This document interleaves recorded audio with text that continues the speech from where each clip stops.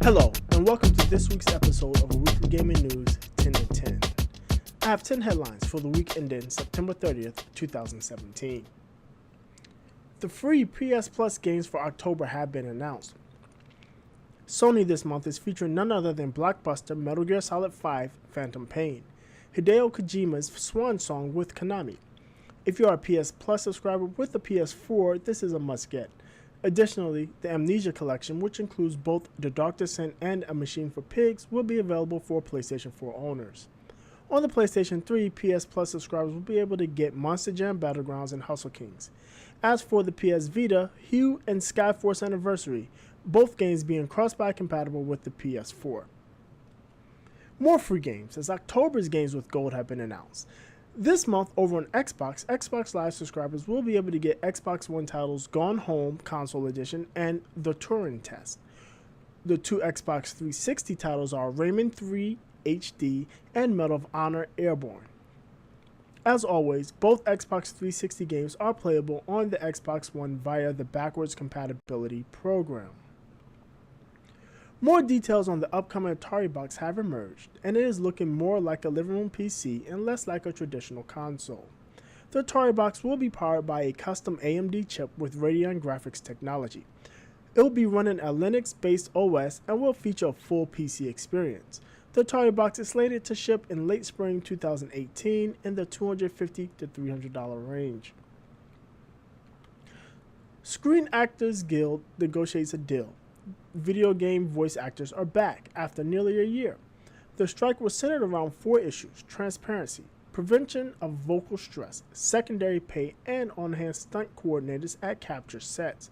While the actors did not get everything they were looking for, and to be honest, striking workers rarely do, they did make gains that will improve their pay while providing better working conditions. The NBA 2K eSports League is set to begin May 2018. Teams will begin drafting players in mid-March of 2018, with tryouts happening a month prior. Once the teams are drafted, they will become official team members, complete with contract and potentially sponsorship deals. In April, with games to start in May. The next step will be for a TV deal to be struck. It will be interesting to see which, if any, networks are interested. Atlus slaps RPCS3 with DMCA takedown of an emulator compatible with Persona 5. RPCS3 is a very popular PlayStation 3 emulator that has been advertising its ability to run Persona 5. RPCS3 allows users to play commercially available PS3 games in their Windows and Linux machines. Atlus's reasoning is that they designed Persona 5 for consoles, and that is where the best experience will be. This isn't the first time Atlus has been heavy-handed in defending Persona 5, as when it was first released, they listed a very strict set of rules for streaming and playthrough videos, which later were relaxed. Valve yanks more than 150 games from Steam in what is being called their largest game removal in a single day.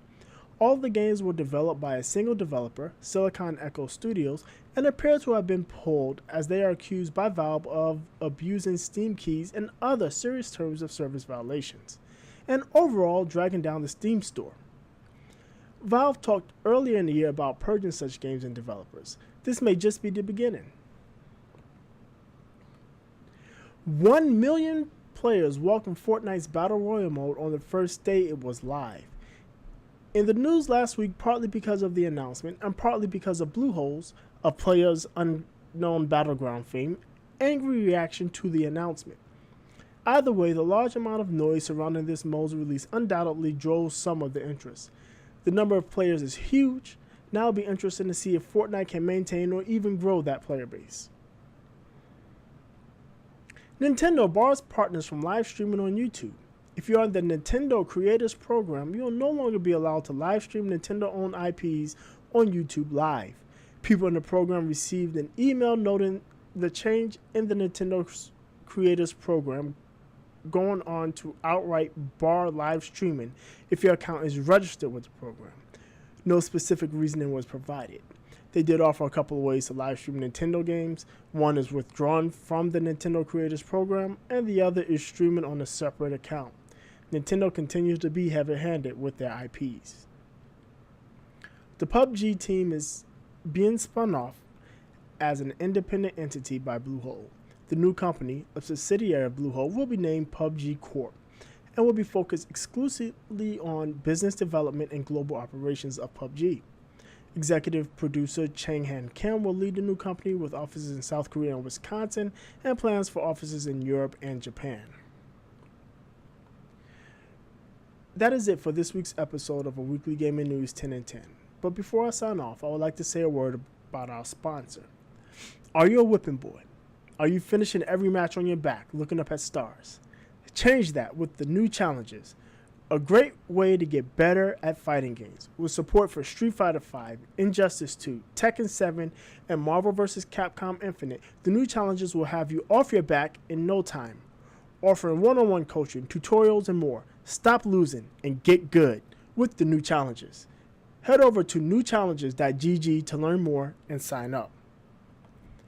Finally, if you'd like to hear a deep dive on these stories and more, join Trinell and I for a weekly gaming news show, Sunday nights at 7 p.m. Eastern, live simulstream on Facebook,